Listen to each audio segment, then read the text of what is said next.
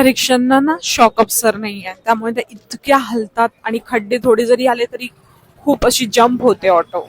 जायचा माझा प्लॅन हवाई महलला होता, पण कारण रात्रीचं ते खूप छान दिसतं तर म्हटलं उद्या मला निघायचं आहे, तर संध्याकाळी परत घाई दाखवण्यापेक्षा आता जाऊन येऊ, वेळ आहे तर. पण ते आज बंद आहे कारण 2 तारखेला ग्रहण होतं, 3 तारखेला होळी होती. 2-3 दिवसाचं त्यांची होळी चालते. इथली होळी खूप छान असते, पण तीच मला बघायला मिळाली नाही कारण मी सालासर बालाजी, खाटू श्याम आणि हे सगळं करत होते म्हणून. पण आता इथे त्यांनी मला एका मार्केटला सोडले आणि ते मार्केट मी तुम्हाला दाखवते. असं मला बाहेरनं बघितल्यावर असं मार्केट आहे असं वाटलंच नाही. हे ते मार्केट आहे, हे बघा. हे रस्त्याकडे बघून तुम्हाला वाटतंय हे मार्केट आहे असं?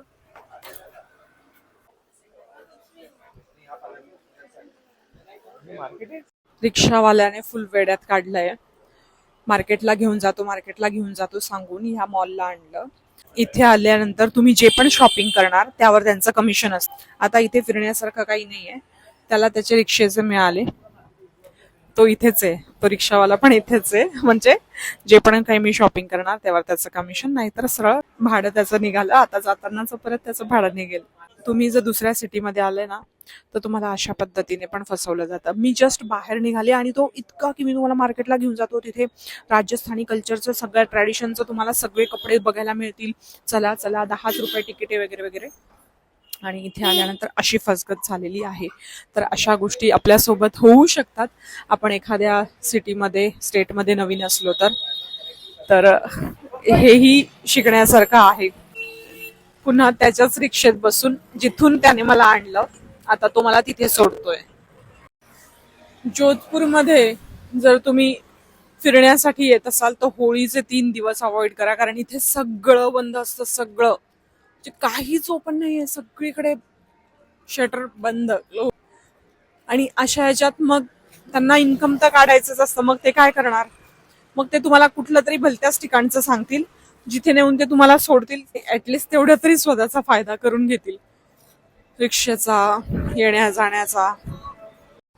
आणि सगळ्यात महत्वाचं, इथले जे पण रिक्षावाले आहेत ना यांचं सगळीकडे कमिशन ठरलेलं आहे.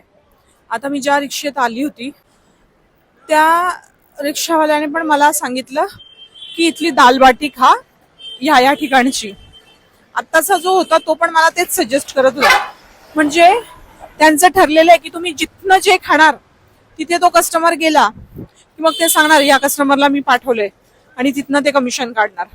साड्यांच्या दुकानात गेलं तर तिथनंही ते कमिशन काढणार.